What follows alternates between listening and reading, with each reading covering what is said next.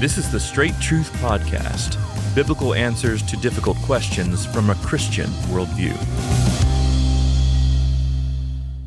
Well, I'd like to talk a little bit about the role of waiting in the Christian life. I'm thinking of Psalm 25, where David writes here, "None who wait for you shall be put to shame, and they shall be ashamed who are wantonly treacherous." And then he gives this sort of exhortation and also sort of preaching to himself. He says, "Make me to know your ways, teach me your paths, O Lord.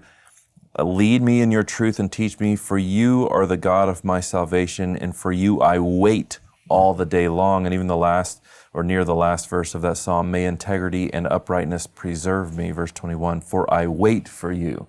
Yeah. And so David himself is doing this. There are other exhortations. Psalm 27 is another one where waiting seems to be a good and blessed thing we do as believers.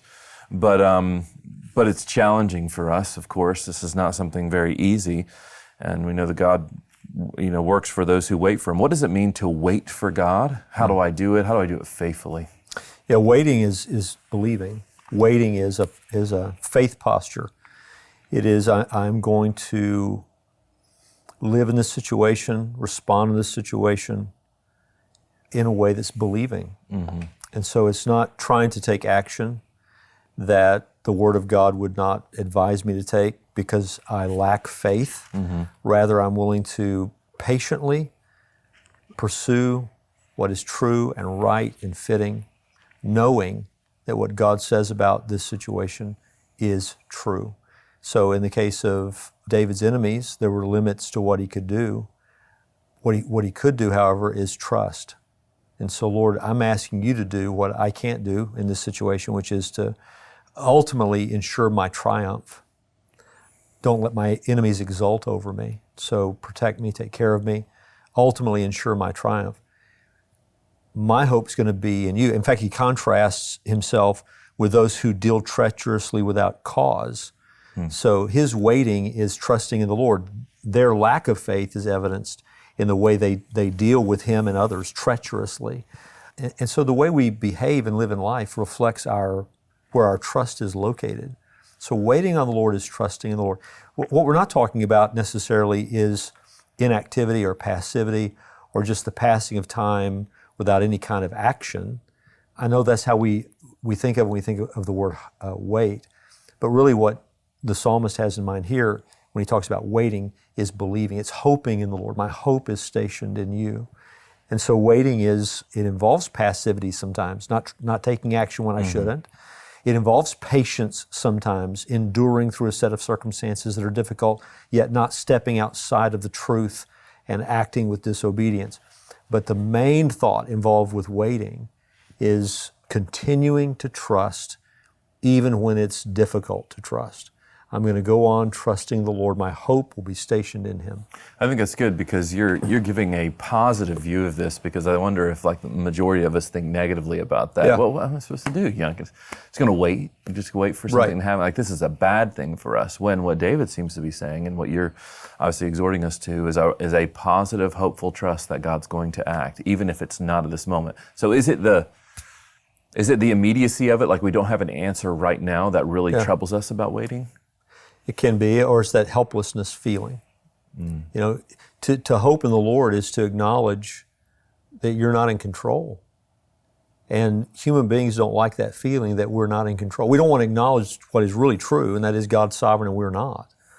And so where waiting is difficult sometimes is we're being called to hold fast to this place of obedience when we think maybe we could fix it if we just stepped outside of that realm for just a moment. If I just take action, even though it's not necessarily the right thing to do, maybe it will fix my circumstances. And so I think what bothers us, Josh, is the feeling of helplessness, there's nothing I can do. Well, guess what?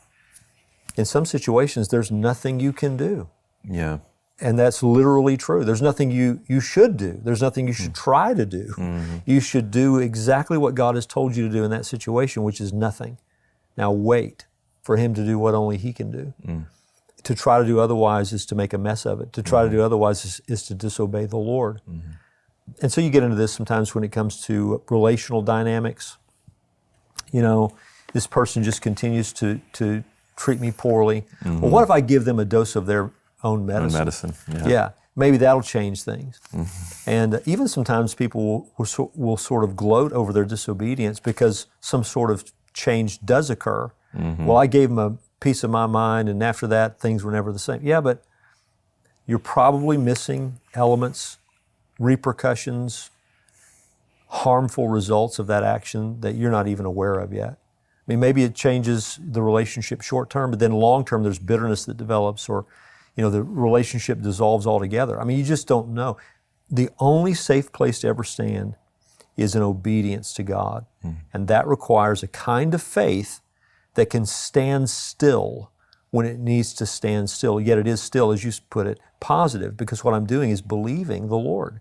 What more can I do but obey Him? So I've obeyed Him. Now what more can I do? Don't do anything more than that. Now stand there and watch and wait.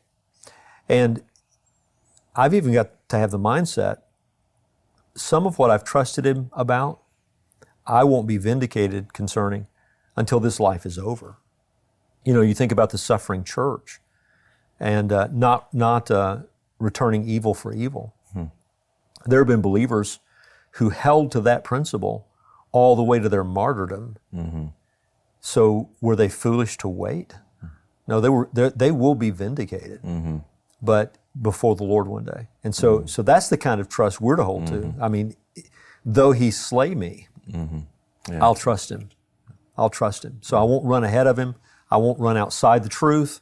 I'm going to stand in the right place, no matter the cost. Yeah, it's interesting you say that the waiting often hits us poorly because it makes it feel like it's passive. I was thinking as you're talking about Isaiah 40, those who wait for the Lord shall renew their strength, and they shall mount up with wings like eagles, and they shall run and not be weary, and shall walk and not faint. I love that. Like, it's just a good sort of contrast to what. That's a great insight, Josh. Yeah, and that's spot on. Yeah, waiting tends to weary us if it's not done rightly. But waiting in faith actually strengthens us. There's a sense of confidence that the Lord fuels when I know I'm standing in the right place. I might have 100 people shouting at me to do something different. But if I know I'm standing in the right place, there's a holy confidence and strength that attends to that obedience.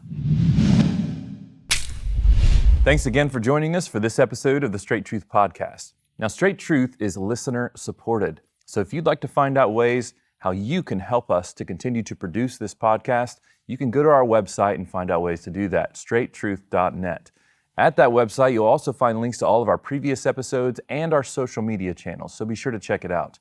Straight Truth is a production of Walking in Grace Ministries, the preaching and teaching ministry of Pastor Richard Caldwell. For more information, go to walkingingrace.org.